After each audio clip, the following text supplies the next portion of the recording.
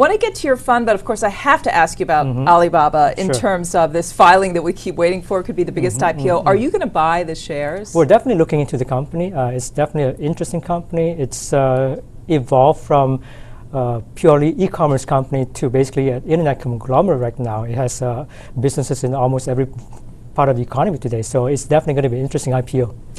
What would be your determinant to buy the shares? Is it just how the pricing comes in, or is it something beyond? Valuation is important, and obviously it's business strategy going forward.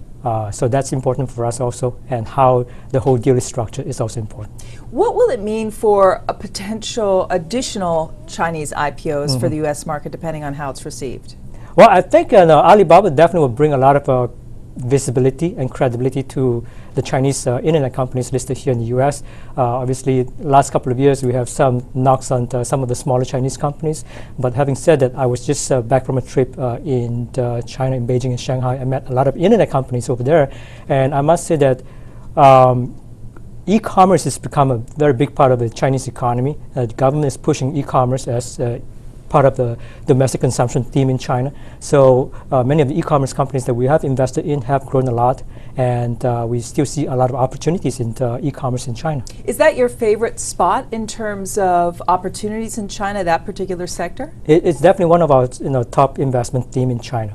What's some of the others? Some of the others are obviously renewable energy, clean energy. The government is making a concerted effort to clean up the air and the water in China. So we're seeing a lot of investment in that areas. And Everbright is, of course. Everbright is one of our investment there. And we're also seeing, just purely domestic consumption. Urbanization in China is growing very fast. When I first started investing in China back in the early 90s, urbanization was like 20%. So it's grown up to about 50% today, and the government is pushing it to grow to 60% by the end of this decade. So we're talking about another 78 million people moving from the village to the cities. Right. So 78 million people, that's a lot of people. That's the size of Germany, pretty much.